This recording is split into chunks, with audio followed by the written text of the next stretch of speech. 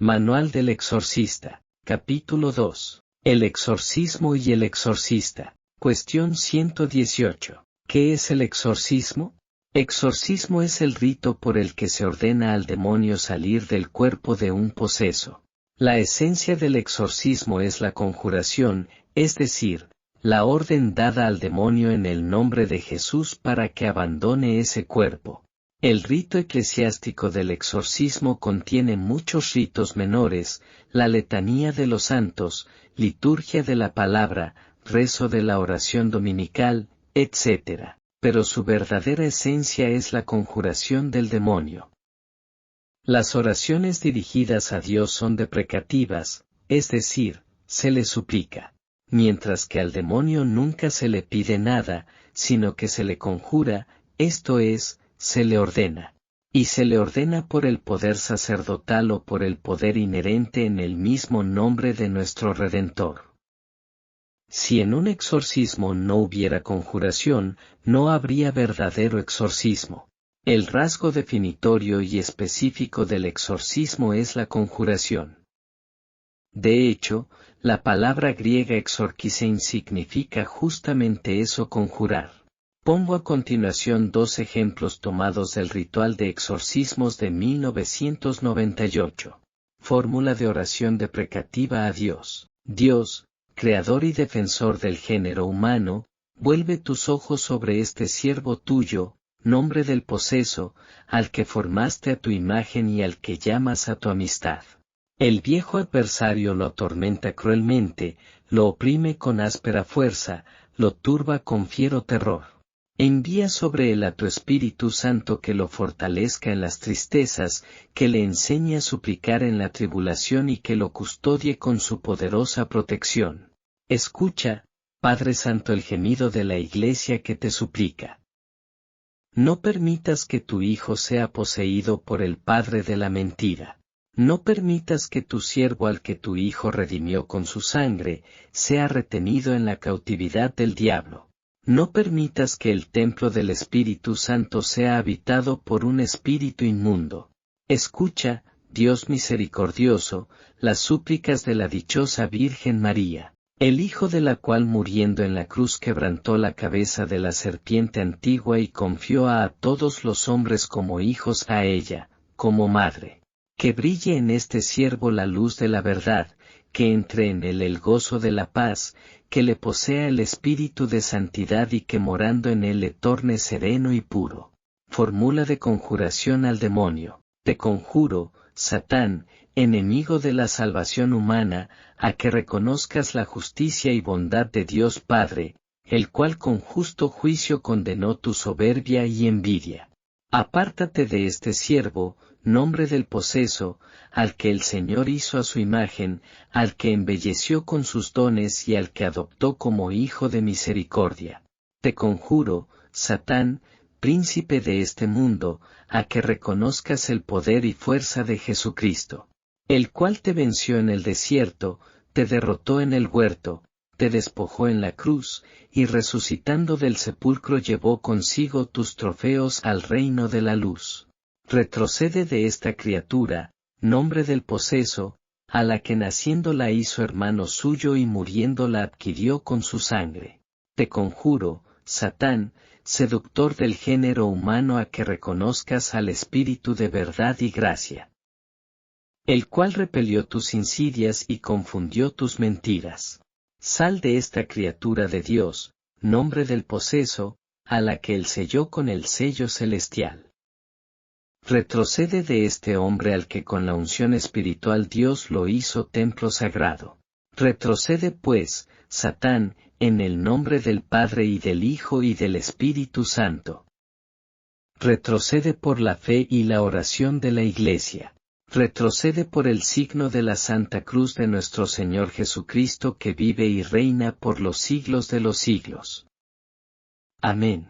Cuestión 119. ¿Cuál es el modo ideal de organizar este ministerio del exorcistado? Lo ideal es que este ministerio se organice muy bien con suficiente número de personas bien capacitadas para la misión que se les va a encomendar. Si para ello se considera que es mejor concentrar el ministerio en la capital de la archidiócesis mejor que en cada diócesis, óbrese de esa manera. Desde luego, no es obligatorio que en cada diócesis haya un exorcista. El modo que voy a exponer de organizar este ministerio está pensado para una gran archidiócesis que posea una gran afluencia de casos a examinar. La parte más delicada de este ministerio no es el exorcismo, sino el discernimiento. Pues si nos equivocamos y decimos que no está posesa una persona que si lo está le estaremos infligiendo por omisión un daño terrible que puede tener que llevar a cuestas toda una vida. Pero por otro lado, si le decimos que está posesa y no lo está, la Iglesia quedará muy desprestigiada. Un solo resbalón en este sentido puede tener pésimas consecuencias, pues la prensa solo se fijará en el error y no en los éxitos. Por eso conviene concentrar experiencia en pocas personas y no ir comenzando cada vez con cada caso. Y si los especialistas en discernir deben estar solo en archidiócesis no pasaría nada dadas las facilidades de comunicación que hay hoy día. Una vez que se comprobara que el caso es verdadero, el especialista podría dar las indicaciones oportunas para que en la diócesis donde reside el poseso un sacerdote autorizado proceda al exorcismo. Aunque cada caso es suficiente con que lo vea una persona, conviene que sean 3 las personas integrantes de ese equipo de discernimiento. 3 personas de distintas edades para que si muere una no se vaya todo el conocimiento con él, sino que por el contrario el conocimiento se vaya poniendo en común. Por más que esta ciencia del discernimiento se ponga por escrito, nada podrá suplir en esta materia a la experiencia. Por eso, que el exorcista joven sea enseñado por el de más edad es muy beneficioso. Después, comprobado que un caso es de auténtica posesión y conseguida la autorización, lo ideal es que el exorcista tenga un equipo de laicos que le ayuden durante el exorcismo. Laicos que sujeten al poseso y que recen durante el acto litúrgico. Pueden ser entre 5 y 10. 10 pueden parecer muchas personas, pero si están ahí rezando, entonces no estorba ese número, pues la oración se suma. La oración de este equipo de laicos que asisten a las sesiones no son algo sin mucha importancia. Por el contrario, el poder de la oración de un grupo es muy superior al de un sacerdote solo. No necesariamente el equipo de sacerdotes que disciernen tienen que ser los que después hagan los exorcismos. Como se ha dicho ya, el exorcismo es una operación más fácil de hacer que la acción de recibir a la persona y discernir. Pues para el exorcismo basta conseguir el manual. Y si hay dudas pueden consultar con alguien del equipo de discernimiento. Pero ningún manual puede dar la experiencia necesaria para discernir los casos verdaderos de los falsos. Es en esa labor de discernir, donde más conviene que se acumule la experiencia y por tanto que las personas sean fijas, siempre las mismas, sin cambios.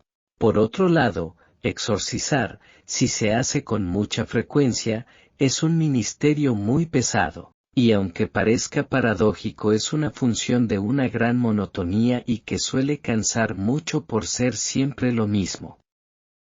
Por eso, discernir es una labor y exorcizar otra. No necesariamente deben ir unidas ambas.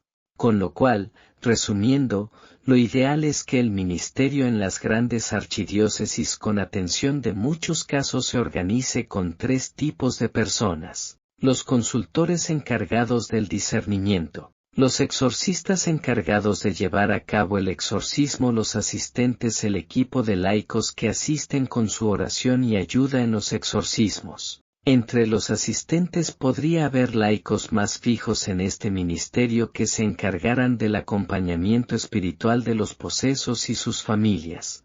Los posesos en la mayor parte de los casos precisan de una verdadera catequesis para acercarse a Cristo. Algunos de estos asistentes, con los años pueden acumular tal experiencia que podría designarse a uno de ellos para estar entre los consultores. Si este laico es además psiquiatra, su juicio parecerá más justo a la hora de discernir los casos. Pero digo parecerá, porque en mi experiencia nada es tan valioso como el sentido común y la vida espiritual. Cuestión 120. ¿Es obligatorio un informe psiquiátrico para proceder al exorcismo? No, la idea de que es preceptivo un informe psiquiátrico antes de proceder al exorcismo no aparece en ningún texto normativo sobre esta materia. Si un obispo espera que un psiquiatra le diga, este hombre está poseso, normalmente no se hará ningún exorcismo aunque se presentara allí el mismo endemoniado de Gerasa que tenía una legión dentro. El informe psiquiátrico solo va a hablar de posibilidades. Si el exorcista está seguro de que está poseso, ¿para qué necesita un informe psiquiátrico? Además, en varias ocasiones ya me ha ocurrido que en un poseso la enfermedad psiquiátrica coexistía con una verdadera posesión. ¿De qué hubiera servido un informe en ese caso? Desde el momento en que puede coexistir una enfermedad psiquiátrica con la posesión, ¿qué sentido tiene un informe psiquiátrico? ¿Es que si está enfermo no puede estar poseso? Cuestión 121. ¿Por qué se necesita permiso del obispo para exorcizar? Al principio, en la iglesia primitiva no se necesitaba permiso del obispo. Este ministerio se ejercía cuando se creía oportuno. Sin embargo, muy pronto se impuso la norma de que nadie lo ejerciera sin autorización del obispo. Así consta ya en el año 416, año en el que el Papa Inocencio I le escribe una carta al obispo de Gubbio en la que se dice: debes tener solicitud caritativa por estos bautizados, que después del bautismo son poseídos por el demonio, a causa de algún vicio o pecado. Y a tal efecto, puede ser designado algún presbítero o diácono, ya que realizar lo cual, el exorcismo, no les es lícito si no es con el mandato del obispo, de his vero baptizatis, qui poustia demonio, vitio aliquo aiuti peccato interveniente, arrepiuntur, est sollicita dilectio tua, sia presbitero vel diácono posint aiuti debente signari. Quat hoc, nisi episcopus praeseperit non licet, pl 20, 557 a 558, punto. ¿Por qué la Iglesia impuso esta normativa? La Iglesia se dio cuenta de que este campo requería de una especial prudencia para evitar que iluminados y visionarios obraran por su cuenta. Además, era un campo lo suficientemente delicado como para que una actuación imprudente de un clérigo hiciera un daño especial a los supuestos posesos, y al prestigio de la Iglesia en general. Por eso se optó por establecer una especial vigilancia a este ministerio, vigilancia que se concretó en la restricción que aparece ya en el siglo V en la carta antedicha. Es interesante añadir que en Oriente este ministerio se ejerció como una actividad carismática que no requería de autorización expresa del obispo.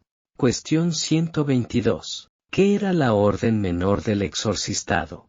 La orden menor del exorcistado era una bendición que la Iglesia daba a través de un rito litúrgico en el que se pedía expresamente a Dios su gracia para ejercer este ministerio.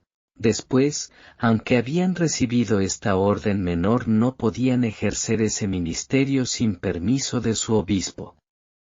Con el documento Ministeria Quaedam Pablo VI suprimió esta orden menor. Algunos consideraron que esto suponía la pérdida de un arma de lucha contra el demonio. Pero no era así.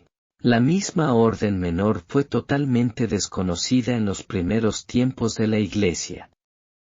Tal orden menor no era un sacramento, sino un sacramental creado por la Iglesia.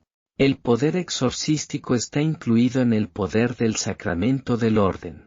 El sacramental de aquella orden menor era una mera bendición en la que se le pedía a Dios su gracia para ejercer bien ese ministerio, solo era eso. Por lo tanto, aunque se haya suprimido esa orden menor, el poder de conjurar al demonio no queda reducido en nada, ni en lo más mínimo. La potestad de orden y la fe y oración del presbítero serán las fuentes de su poder sobre los demonios. Cuestión 123. ¿Qué hacer en caso de absoluta ausencia de exorcista? Alguna que otra vez me han preguntado qué se debía hacer si había una absoluta ausencia de un sacerdote por encontrarse por ejemplo en territorio de misión. Al principio trataba de capear la pregunta con respuestas del tipo, hay que conseguir llegar hasta un sacerdote. Pero los años han presentado ante mí situaciones que me han dado a entender que efectivamente hay situaciones en las que no hay posibilidad alguna de hacer llegar al poseso hasta un sacerdote. Y situaciones en que si el sacerdote llega, va a tener trabajo acumulado de años como para dedicar horas y horas a un exorcismo. Para esos casos completamente excepcionales en los que se dé una absoluta imposibilidad de poder obtener una ayuda ordinaria de la Iglesia, los cristianos que haya allí deben reunirse y rezar la siguiente oración, el siguiente exorcismus missionalis. Señor, Dios Todopoderoso, misericordioso y omnipotente, Padre, Hijo y Espíritu Santo, expulsa de él toda influencia de los espíritus malignos. Padre, en el nombre de Cristo te pido que rompas toda cadena que los demonios tengan sobre esta persona. Derrama sobre él la preciosísima sangre de tu Hijo. Que su sangre inmaculada y redentora quebrante toda atadura que exista sobre su cuerpo y su mente. Todo esto te lo pedimos por intercesión de la Santísima Virgen María. San Miguel Arcángel, intercede, ven en su ayuda. En el nombre de Jesús ordeno a todo demonio que pueda tener alguna influencia sobre él, que salga para siempre. Por su flagelación, por su corona de espinas, por su cruz, por su sangre, por su resurrección, ordeno a todo espíritu maligno que salga. Por el Dios verdadero, por el Dios santo, por el Dios que todo lo puede, te ordeno demonio inmundo que salgas en el nombre de Jesús, mi Salvador y Señor. Amén. Esta oración debe ser repetida cada día, durante un tiempo que puede variar de unos minutos a un cuarto de hora o media hora o incluso más tiempo. Las oraciones a Dios pídanse con humildad, el mandato al demonio hágase con el tono de una orden. Gritar no tiene más efecto. Si el demonio no se agita al repetirla, récese el rosario allí en grupo en voz alta. Acabado el rosario vuélvase a repetir la oración durante un rato. Si vuelve a no dar signos de agitación, vuélvase a rezar otro rosario. Lo ideal es proseguir así durante mucho tiempo. Esta oración, junto al rezo del rosario, tiene la ventaja de ser una oración breve unida a un sistema sencillo de exorcizar que se puede usar también, haciendo ligeras acomodaciones, para los casos de infestaciones. Incluso, si no es un caso de posesión, la persona lo puede usar para liberarse de influencias que provengan del demonio. Pero no es una oración de protección, sino de expulsión. Y por tanto debe ser usada solo por personas que sin ninguna duda tengan ese tipo de disturbios para los que está pensada. En cada caso habrá que hacer en la oración los cambios pertinentes. Por ejemplo, donde se dice expulsa de él toda influencia de los espíritus malignos, habrá que decir expulsa de esta casa toda influencia.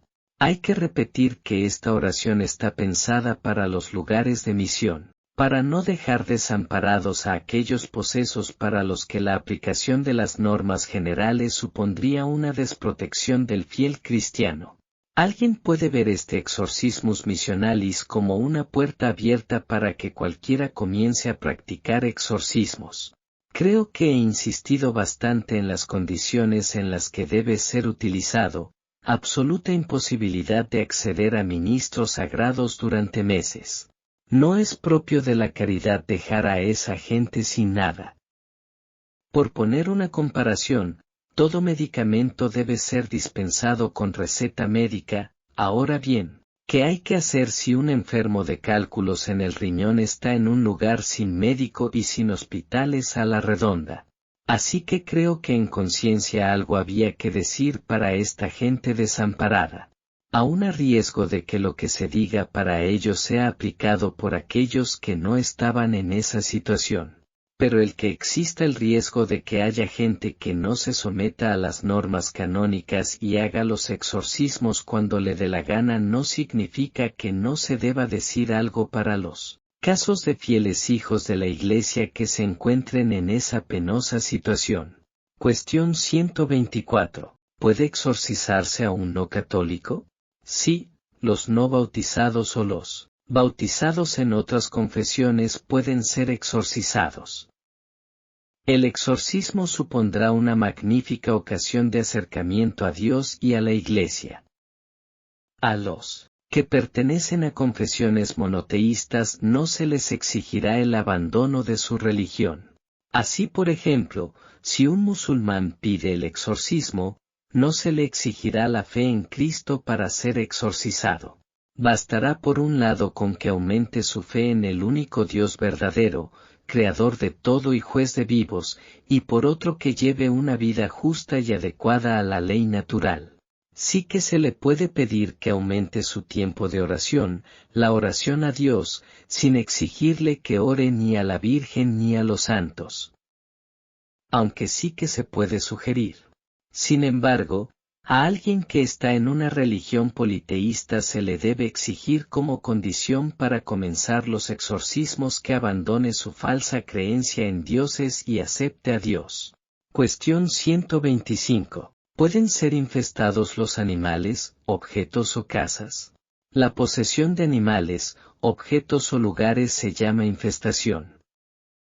La posesión de lugares es un fenómeno común, pero la de animales es extrañísima. Prácticamente no ocurre nunca. Si ocurriera, sacrificando al animal saldría el demonio y no pasaría nada más. Es decir, el demonio al abandonar al animal, porque ha muerto, ya no posee ni perjudica a nadie más. Me han sido referidos muy pocos casos de infestación de animales. En un caso de infestación de una casa, fue un sacerdote a realizar el exorcismo del lugar. Desde ese día la casa quedó liberada, pero el perro, un perro bastante voluminoso, comenzó a tener el siguiente comportamiento extraño. Cada vez que abrían la puerta de la verja se iba corriendo hacia una carretera muy transitada y se tumbaba en medio del asfalto. Pocas veces tuvieron que sacarlo de ahí, ya que pronto murió arrollado por un coche. La infestación de la casa puede ocurrir cuando en la misma se ha practicado de forma continuada espiritismo, ritos satánicos, santería o cualquier otra forma de ocultismo. Esto es una experiencia común y no requiere de mayores explicaciones. La infestación de un objeto, según el sentir de la mayoría de los exorcistas, solo ocurre si ese objeto se ha usado en un rito de maleficio o hechizo. Que un determinado objeto está infestado lo sabríamos porque ese objeto provoca fenómenos demoníacos allí donde está. Normalmente lo que provoca es una influencia externa. Es decir, allí donde está ese objeto se mueven cosas, hay ruidos inexplicables, olores desagradables, etc. Los exorcistas aconsejan quemar ese objeto. De todas maneras, mi opinión personal es que hay pocos objetos infestados. Para empezar, hay que reconocer que es dificilísimo probar la relación entre un objeto y una influencia externa. De manera que todo lo que digamos sobre este tema casi siempre se basa en suposiciones incomprobables. Durante algunos años fui muy escéptico, pero, al final, he matizado mi opinión, pues existe un paralelismo con el bien, reliquias, sacramentales. El diablo está interesadísimo en que todas las cosas que hacen referencia a él sean como las que hacen referencia a Dios. Por eso su interés en tener sus objetos infestados como la religión tiene sus sacramentales. Así que ahora que pienso que sí que hay objetos infestados, hay que tener en cuenta que es difícil probar esta relación. Además, el objeto no es que tenga nada malo en sí, sino que los ritos del brujo hacen que un demonio esté al lado de ese objeto. El objeto, en sí mismo, está tan limpio como otro no infestado. Lo que lo diferencia es que, al lado, hay un mal espíritu. Los ritos maléficos, realmente, no hacen nada en el objeto. Solo son un modo de pedir que venga esa acción demoníaca. No tienen nada de automático, el demonio ve aquello y decide si acompaña ese objeto. Por supuesto que si un objeto ya de por sí muestra ser satánico, por ejemplo, una estatuilla del diablo, entonces los demonios sí que van a tener mucho interés en mostrar que ellos existen, que son reales y pueden obrar. En esos casos, se destruye el objeto y se tira a la basura. No hace falta hacer ritos especiales sobre el objeto. Ya que el demonio está al lado de él, no dentro de él, digámoslo así. Si el objeto fuera de metal, tírese a la basura y ya está. Pero si el demonio se quedara en la casa, sí que será preciso orar para que esa presencia se marche. Cuestión 126. ¿Es cierto que el demonio se venga de los exorcistas? El demonio ya trata de hacer todo el mal que puede. Si pudiera hacer más mal, lo haría. Si el sacerdote reza el rosario cada día y le pide a Dios que le proteja contra toda acechanza del maligno, nada debe temer. El poder de Dios es infinito, el del demonio no. De todas maneras, San Pablo nos dice, vestíos la armadura de Dios, para que podáis resistir las estratagemas del diablo, Ef 6:11. Y San Juan dice, sabemos que aquellos que han nacido de Dios no pecan, sino que el que nació de Dios el unigénito lo protege, y el malo no puede tocarle, 1 ya en 5:18-20. Y Jesús nos dijo, mirad os he dado poder de pisar sobre serpientes y escorpiones, y autoridad contra toda fuerza del enemigo, y nada podrá dañaros, LC 10:19. Las palabras de Jesús son taxativas, nada podrá dañaros. Para un cristiano temer al demonio está completamente injustificado, la fe en Dios rechaza todo temor. Santa Teresa de Lisieux antes de entrar en el Carmelo, siendo niña tuvo una vez un delicioso sueño. Una noche soñé que salía a dar un paseo sola por el jardín. Al llegar a la escalera había que subir para llegar a él, me paré sobrecogida de espanto. Delante de mí, cerca del emparrado, había un barril de cal, y sobre aquel barril bailaban con agilidad sorprendente, a pesar de las planchas que arrastraban sus pies, 2 horribles diablillos. De repente, fijaron en mí sus encendidos ojos, y luego, en aquel mismo instante, mostrándose mucho más espantados que yo, saltaron del barril y fueron a esconderse en la ropería, que estaba enfrente. Viéndoles tan poco valientes, quise saber lo que iban a hacer, y me acerqué a la ventana. Los pobres diablillos estaban allí, corriendo sobre las mesas, sin saber qué hacer para huir de mi vista. A veces, se acercaban a la ventana, mirando con recelo para ver si yo seguía allí, y al verme, empezaban a correr de nuevo como desesperados. Este sueño nada tiene, ciertamente, de extraordinario. Creo, sin embargo, que Dios ha permitido que lo recuerde siempre para demostrarme que un alma en estado de gracia nada tiene que temer de los demonios, que son cobardes, capaces de huir ante la mirada de un niño. Santa Teresa de Lisieux, Historia de un alma, capítulo 1.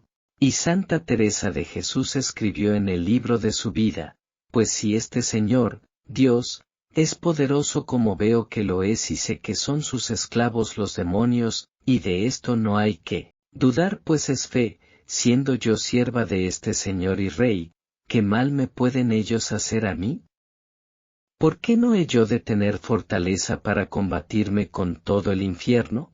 Tomaba una cruz en la mano y parecía verdaderamente darme Dios ánimo, que yo me vi otra en un breve tiempo, que no temiera tomarme con ellos a brazos, que me parecía fácilmente con aquella cruz los venciera a todos, y ansí dije, ahora venid todos, que siendo sierva del Señor, yo quiero ver qué me podéis hacer. Es sin duda que me parecía me habían miedo, porque yo quedé sosegada y tan sin temor de todos ellos que se me quitaron todos los miedos que solía tener hasta hoy, porque aunque algunas veces los vía, como después, no los he habido más casi miedo, antes me parecía ellos me le habían a mí. Quedóme un señorío contra ellos, bien dado del Señor de todos, que no se me da más de ellos que de moscas. Parécenme tan cobardes que, en viendo que los tienen en poco, no les queda fuerza. No saben estos enemigos derecho a cometer, sino quien ven que se les rinde, o cuando lo permite Dios para más bien de sus siervos que los tiente y atormenten. Plugiese a su majestad temiésemos a quien hemos de temer y entendiésemos nos puede venir mayor daño de un pecado venial que de todo el infierno junto, pues es ello ansí, que espantados nos traen estos demonios porque nos queremos nosotros espantar. Esta es gran lástima, mas si todo lo aborrecemos por Dios y nos abrazamos con la cruz y tratamos de servirle de verdad, huye él de estas verdades como de pestilencia. Es amigo de mentiras y la misma mentira, no hará pacto con quien anda en verdad. No entiendo estos miedos, demonio, demonio, ¿a dónde podemos decir, Dios, Dios, y hacerle temblar? Sí, que ya sabemos que no se puede menear si el Señor no lo permite. ¿Qué es esto?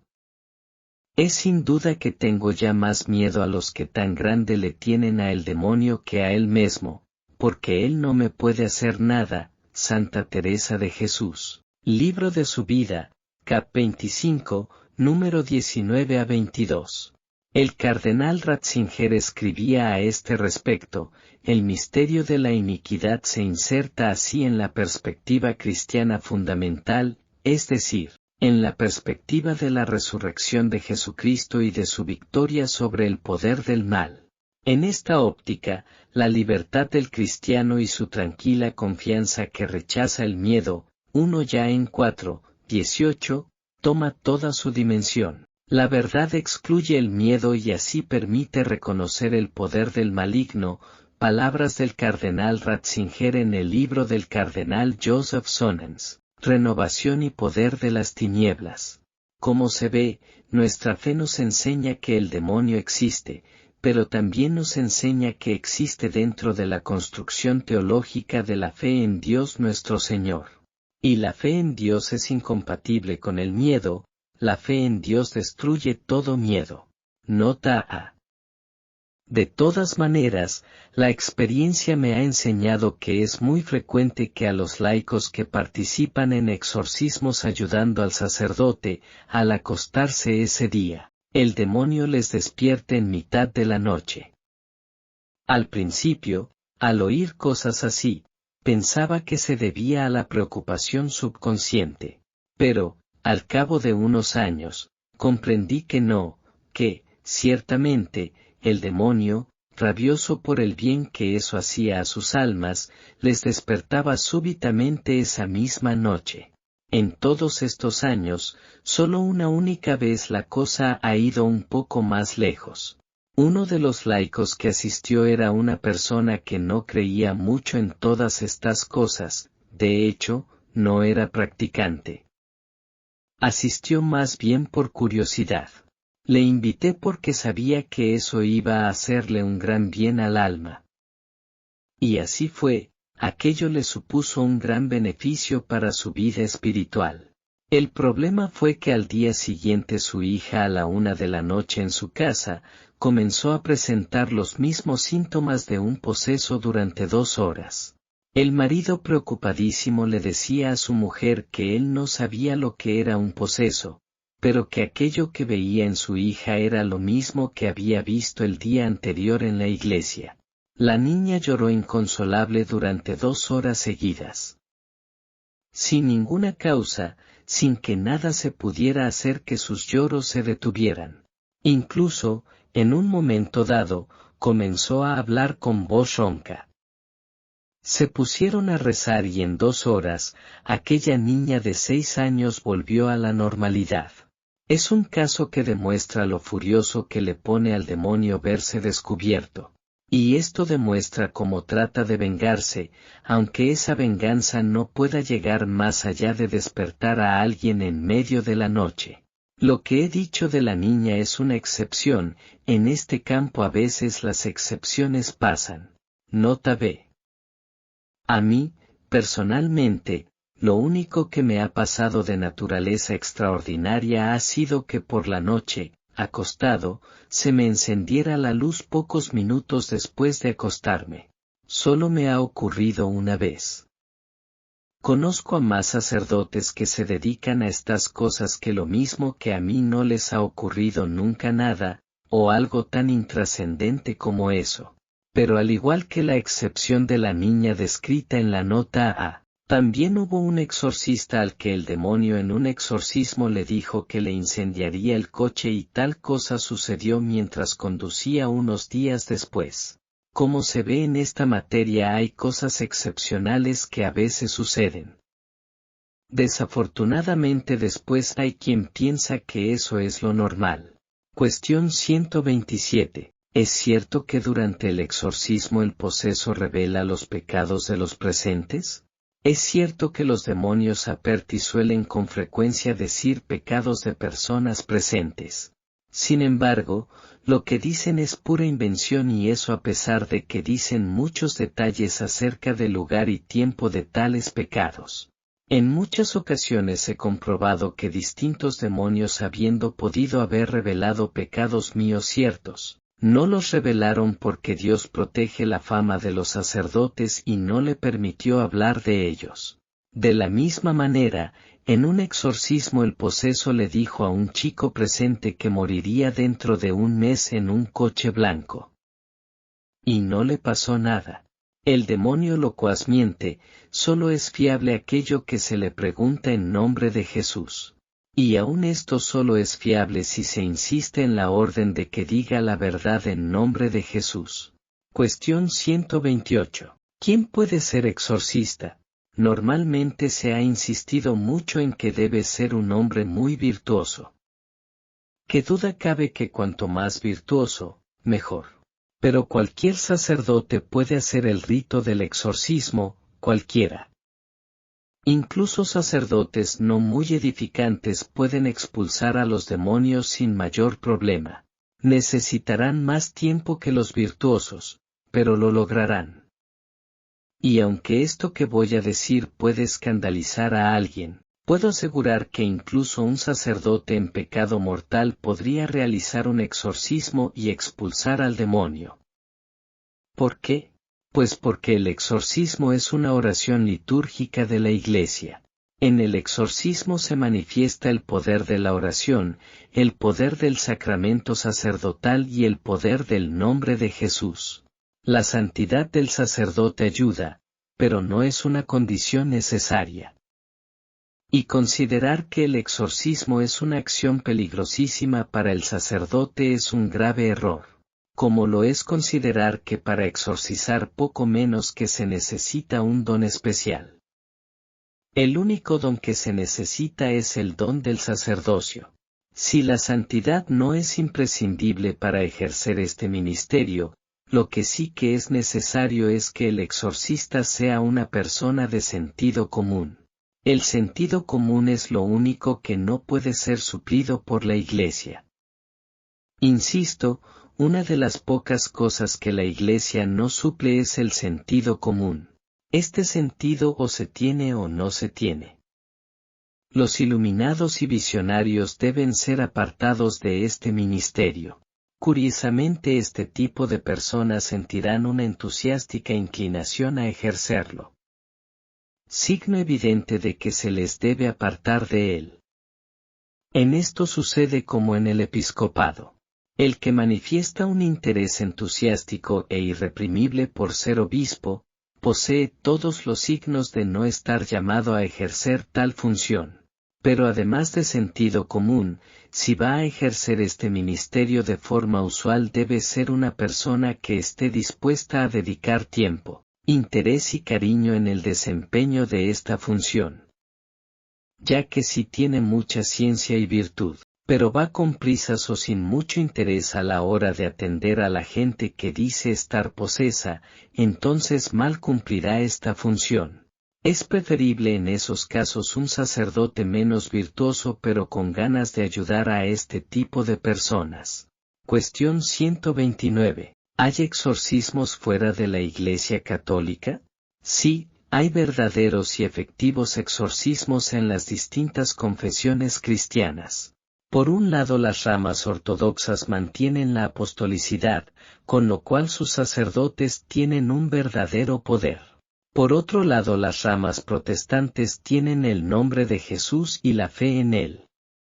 Y en el nombre de Jesús y en su fe se puede expulsar al demonio. A las cosas más necesarias Dios no ha querido ponerles demasiadas condiciones para su validez. Así normalmente el bautismo lo realizan de forma válida todas las confesiones cristianas.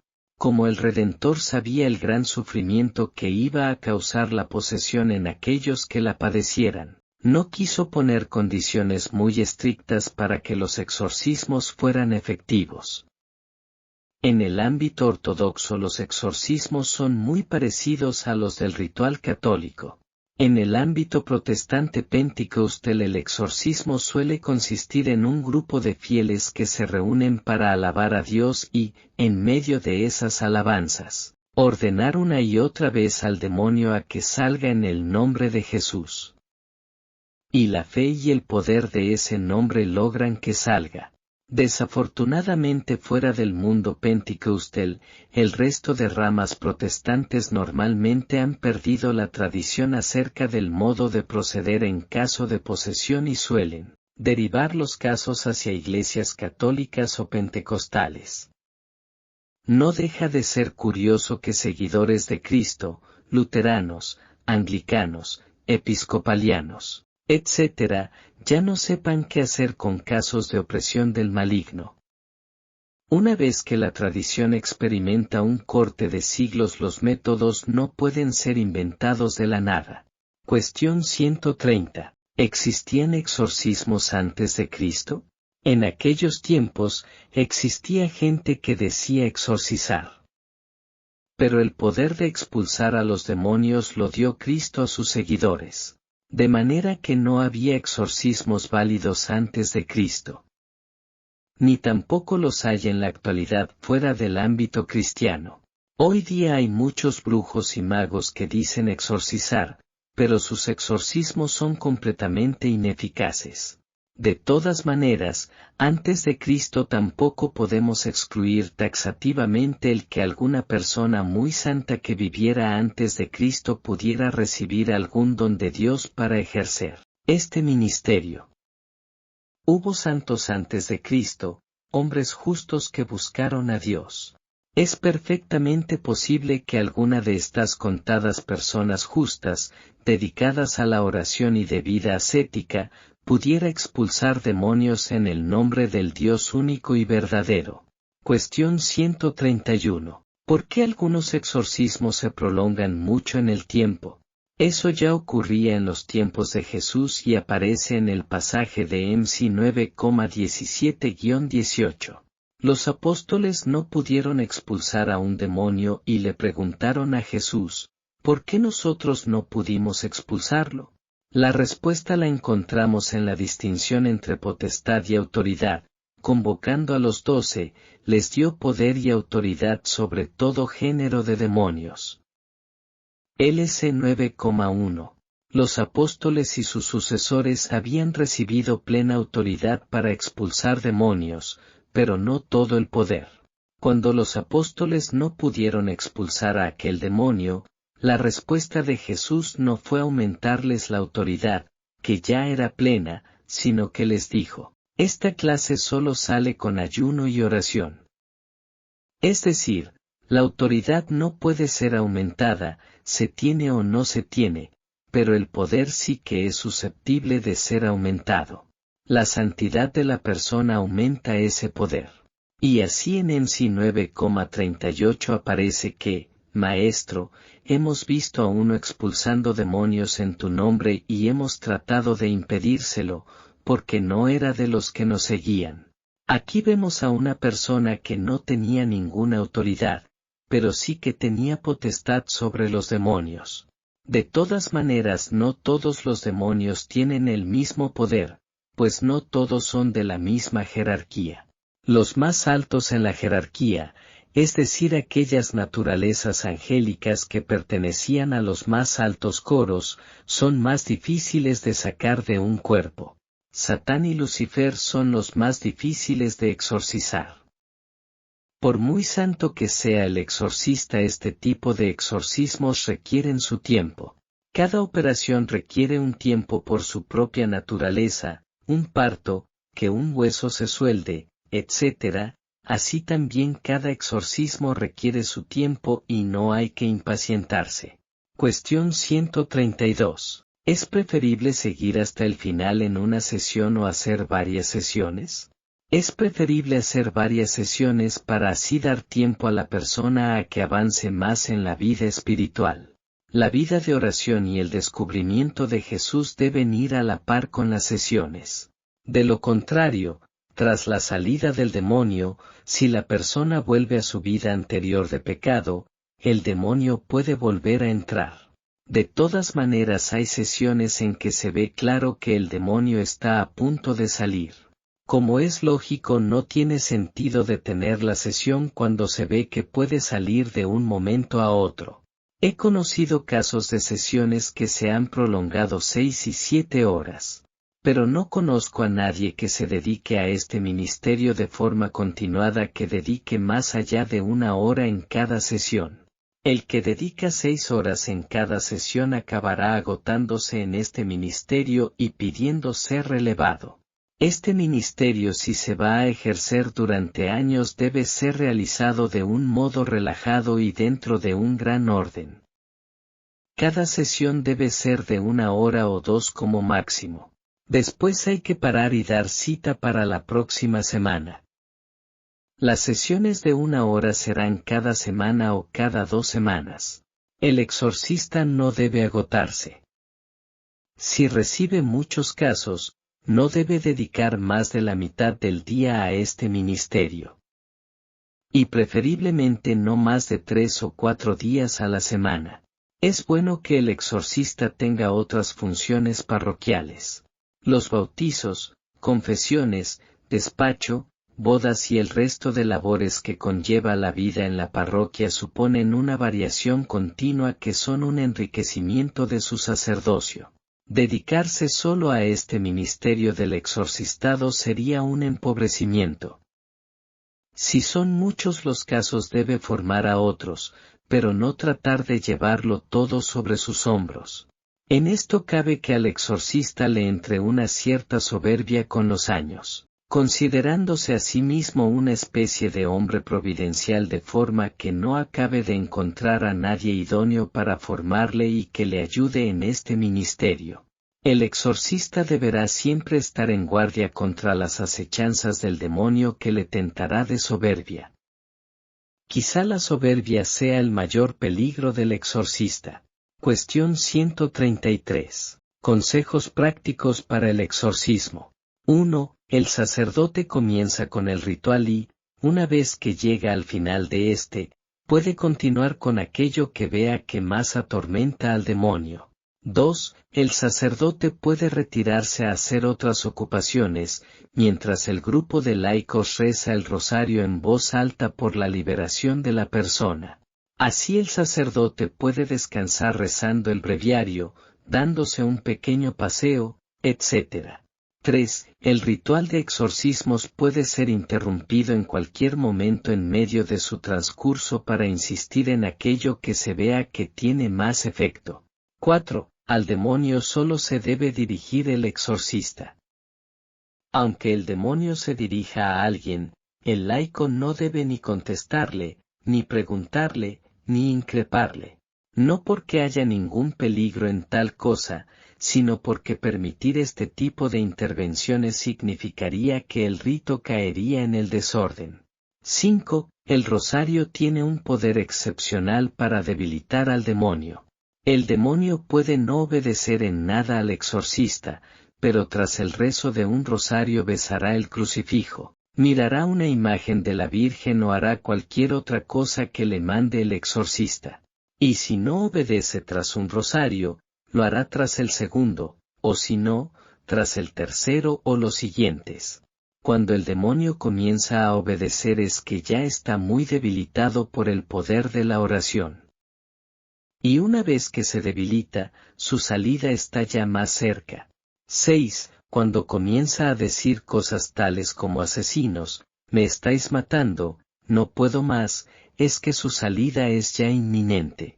7. Es muy útil preguntarle, en el nombre de Jesús, ¿qué es lo que te va a hacer salir? Si uno le pregunta qué es lo que le atormenta, o lo que más le atormenta, a veces dice una cosa. Pero ante la pregunta de qué es lo que te va a hacer salir, a veces la respuesta es otra. Aunque como es lógico se resiste mucho más a responder aquello que es más importante. 8. Cuando el demonio debilitado se cierra en banda a responder qué es en concreto lo que le va a hacer salir, entonces uno puede invitar a los presentes a rezar juntos un Ave María para que responda. Rezar con fe y concentración es esencial. 9. A veces, se haga lo que se haga, los demonios no responden y llegan a salir antes que responder. 10. Conviene recorrer en círculo y asperger con agua bendita el lugar donde se va a exorcizar para pedir a Dios Padre que derrame la santa sangre de su Hijo sobre ese lugar para que evite el que los demonios de fuera puedan comunicarse con los de dentro o ayudarles, ya que durante el exorcismo a veces los demonios llaman a otros demonios para que les ayuden. 11. Puede ser útil dar a beber agua bendita al demonio durante el exorcismo. Pero debe hacerse cuando obedezca. De lo contrario, si se le introduce a la fuerza la escupirá y no servirá de nada. 12. También puede ser beneficioso dar de comulgar al poseso durante el exorcismo. Por supuesto debe estar en gracia de Dios el poseso. No debe dársele la comunión a la fuerza, sino cuando obedece. Entonces el mismo poseso a la orden del sacerdote abrirá la boca y no profanará la Eucaristía. El consejo número 2 en que se decía que el exorcista puede retirarse a hacer otras ocupaciones en mitad de la sesión mientras el grupo de laicos reza el rosario es muy importante, porque con solo media hora de descanso, el exorcista llega fresco y descansado, mientras que el demonio estará más agotado y debilitado, pues él no ha tenido descanso. Este tipo de interrupciones pueden repetirse varias veces, permitiendo al exorcista dedicarse a actividades completamente ajenas al exorcismo y en otra parte de la parroquia o, incluso, en la rectoría. Cuando vuelva, encontrará al demonio más débil por la fuerza de la oración, mientras que el exorcista comenzará otra vez con nuevo entusiasmo. No obstante, hay demonios a los que el mero rezo del rosario en grupo no les afecta, de manera que el poseso sale del trance. Si esto ocurre, un miembro del equipo de laicos debe ir a por el sacerdote para que retorne a exorcizarlo. Pues si el poseso sale del trance no pasa nada, no sucede nada malo. Pero eso significa que el rezo del rosario no mortifica al demonio y que el exorcismo queda interrumpido en tanto en cuanto no vuelva el sacerdote y reemprenda sus oraciones. Hay algunos sacerdotes que se dedican al ministerio del exorcismo que poseen la gracia carismática del don de lenguas, un don concedido por el Espíritu Santo. Claro que se trata de un don que no se puede aprender, lo concede Dios. Si el sacerdote tiene este don de lenguas muy desarrollado, siempre será más útil el uso de este don que el ritual de exorcismo. Pero insisto en que ha de tener este don carismático muy desarrollado. Si es así, puede comenzar directamente orando en lenguas tras rezar la letanía de los santos y pedir a Dios su bendición y protección. Que toda la sesión esté bajo la dirección del sacerdote que tiene el permiso para ese exorcismo. De manera que si un laico u otro sacerdote presente desobedece sus indicaciones, que sea expulsado del lugar sin contemplaciones y de inmediato. Por ejemplo, si un presbítero presente se pusiera a increpar o a preguntar al demonio contra la voluntad del que dirige la sesión. Cuestión 134. ¿Cómo se sabe cuándo ha salido el último demonio? Dado que en un poseso puede haber varios demonios, surge la cuestión de saber cuándo ha salido el último. Pues cada vez que sale un demonio la persona queda en paz, recobra la conciencia y abre los ojos. Incluso siente alegría espiritual. El sistema para saberlo es sencillo, se trata de orar por la persona durante 2 o 3 minutos más. Si todavía queda un demonio dentro, la persona entrará en trance o volverá a ponerse furiosa. Pero si la persona sigue consciente, se le ha de preguntar si siente algo. Si contesta que no, entonces es el momento de dar gracias a Dios. Aconsejo que todos se pongan de rodillas hacia el sagrario y agradezcan al Señor la liberación del demonio y a todos los santos y ángeles su ayuda. Puede ocurrir que el sacerdote no supiera nada de todo esto, y pensara que ya había acabado todo al ver los signos de la salida de un demonio y la vuelta en sí del poseso, cuando en realidad no habían salido todos. En este caso tampoco sucedería nada, pues la persona le llamará una semana después diciendo que todavía tiene algunos de los síntomas que le llevaron a pedir el exorcismo. Si eso sucede, simplemente, tendrá que reemprender las oraciones para sacar al último demonio o a los que queden. Cuestión 135. ¿Puede volver a quedar poseso el que ha sido exorcizado? Esta pregunta la hacen con bastante desesperación los posesos y sus familiares durante el proceso de liberación. Hay que contestarles tajantemente que no volverán a quedar posesos. Si la persona vive en gracia de Dios, reza, se confiesa, va a misa, no tiene nada que temer, pues estará acorazado y el mal no podrá penetrar. Si la persona liberada, por el contrario, vuelve a su anterior vida de pecado, podría quedar posesa de nuevo. Y si queda posesa, quedará posesa por más y peores demonios. Pero hay que dejarles muy tranquilos diciéndoles que si la persona lleva una vida cristiana, aunque el demonio quiera entrar no podrá. Es más, hay que tranquilizarles diciéndoles que el demonio no entrará de nuevo ni siquiera aunque cometan un pecado mortal o más. Solo podrá entrar si vuelven a un estado de pecado. Es decir, si retornan a una situación estable de alejamiento de Dios. Como ejemplo de que un demonio no puede retornar al cuerpo de un liberado, recuerdo el caso de una señora que quedó liberada de todos sus demonios. Me llamó pocos días después diciéndome que se sentía mal, que volvía a sentir una opresión en el pecho y algunos de los síntomas que le habían llevado a pedir el exorcismo. Me extrañó muchísimo porque estaba seguro de que todos los demonios habían salido, y la señora me aseguraba que desde que fue liberada había rezado mucho, leído la Biblia y otras cosas. Le impuse las manos y oré sobre ella. No entró en trance, pero comenzó a sentir más y más fuerte esa opresión sobre el pecho, después fue cediendo y cediendo. Conforme avanzaba la oración, que no duró más allá de 5 minutos, esa opresión fue debilitándose hasta desaparecer por completo. Ya nunca más volvió a tener problemas. ¿Qué había sucedido en este caso? Pues era un caso de influencia. El demonio había salido, pero trataba de volver a entrar.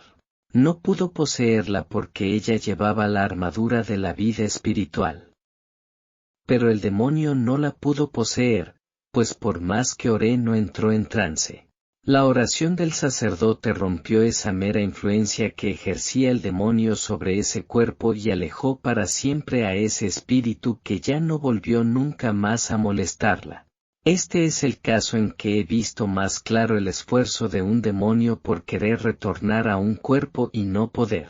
La vida espiritual, aunque no la veamos, supone una verdadera y auténtica coraza que nos protege. Cuestión 136. ¿Qué sucede si en un exorcismo los demonios no salen?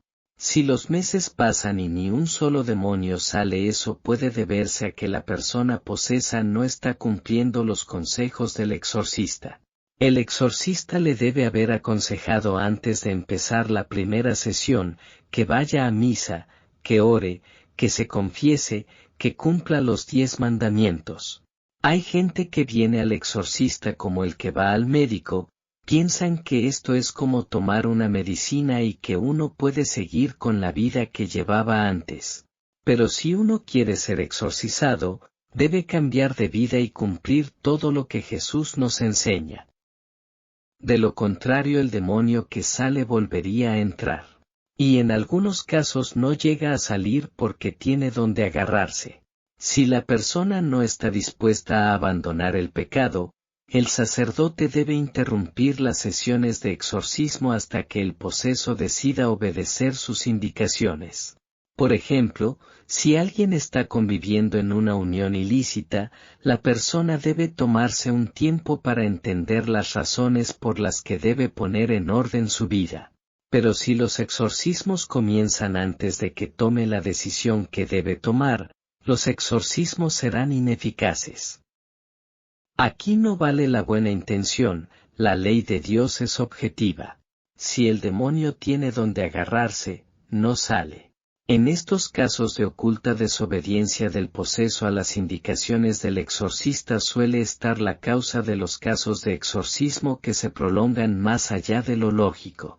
Pero si el exorcista ve que la persona es sincera y que no parece que haya ninguna causa oculta, no habrá otra solución que insistir o probar con otro sacerdote a ver si él tiene más éxito.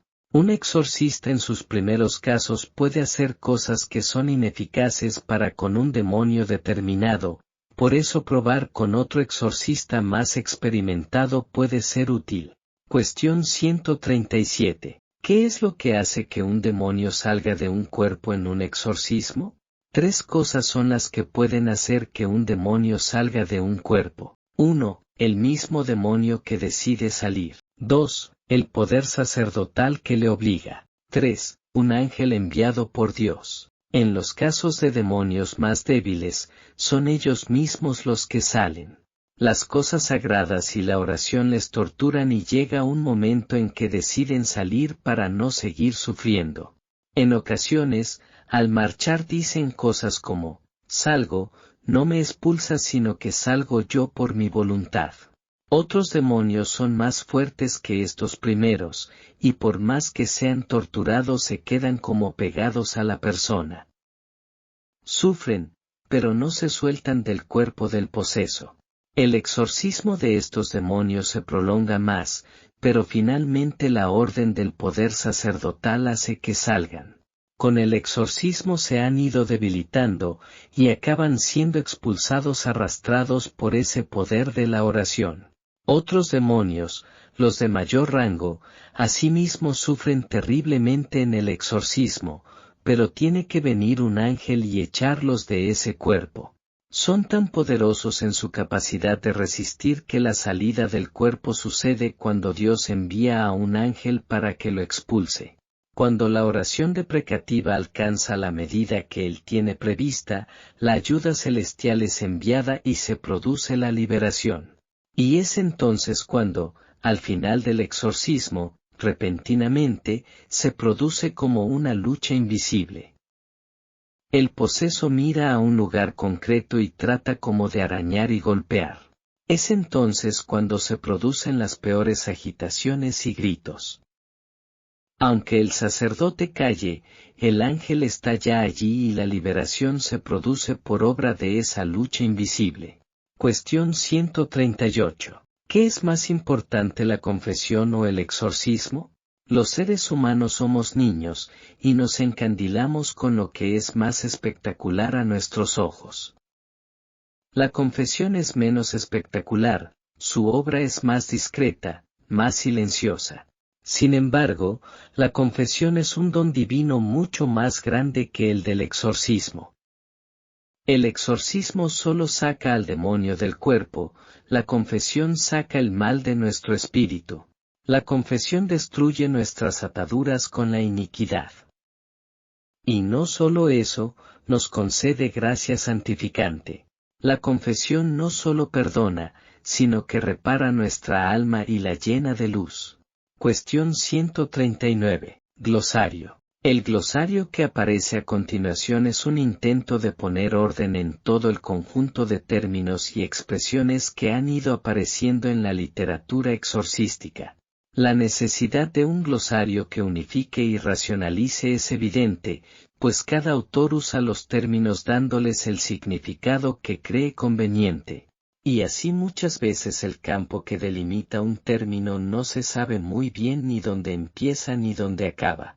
Hasta la misma palabra exorcismo tiene un significado distinto en algunas páginas de unos autores respecto a otros.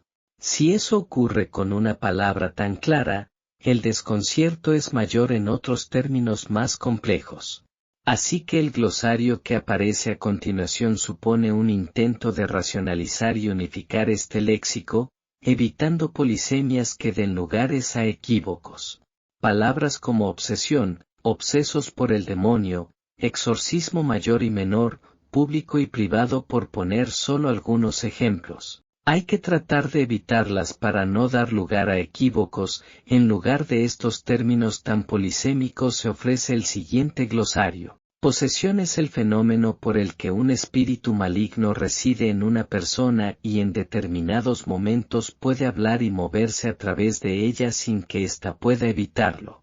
Influencia es el fenómeno por el que un demonio ejerce cierta influencia sobre el cuerpo o la mente de una persona, pero sin llegar a poseer su cuerpo.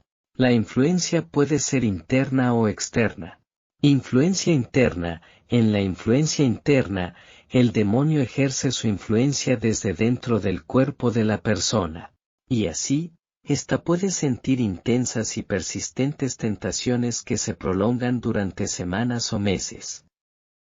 O también puede sufrir problemas en su salud, cuyo origen está en ese demonio. Influencia externa. En la influencia externa, el demonio ejerce su influencia desde fuera del cuerpo.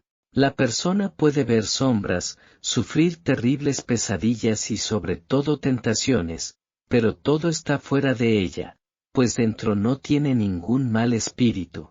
En la influencia interna no puede haber testigos, pues todo sucede de un modo interno. En la influencia externa se pueden percibir ruidos, olores, o movimiento de cosas, es decir, hechos que ocurren fuera de la persona. Aunque, la inmensa mayoría de las veces, la influencia externa se reduce a tentar de un modo insistente. Infestación es el fenómeno por el cual los signos de una presencia demoníaca se manifiestan no en una persona, sino solo en un lugar, objeto o animal. Maleficio es aquella operación que se hace para dañar a otro con el concurso de los demonios. Hechizo es aquella operación que se hace para obtener algo bueno pero con el concurso de los demonios. Exorcismo es el rito por el que se ordena al demonio salir del cuerpo de un poseso. Exorcismo ritual es el exorcismo que se hace siguiendo el ritual de exorcismos. Exorcismo no ritual es el exorcismo que se logra con oraciones privadas y no litúrgicas. Conjuro es la orden dada al demonio en el nombre de Jesús para que abandone ese cuerpo. Mandatum, cuando alguien privadamente y de modo puntual ordena que se aleje al demonio que le está tentando. Oración de liberación es la oración que se hace para acabar con la influencia del demonio en una persona. Demonopatía, toda patología psiquiátrica que cursa con una temática demoníaca. Dimicatio, es el conjunto de oraciones hechas para alejar al demonio, no de una persona, sino de una comunidad, de un apostolado o de un lugar amplio tal como una ciudad o una región. Todo este glosario ha sido elaborado con la idea de crear términos técnicos que eviten el tener que usar otras palabras que se prestaban a errores de sentido. Y por esta razón en este glosario cada término tiene un significado y solo uno.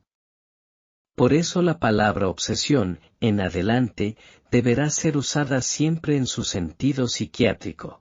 De lo contrario, nunca estaríamos seguros acerca de cuándo se usa en su significado de perturbación mental y cuándo se usaría en el sentido latino de asedio.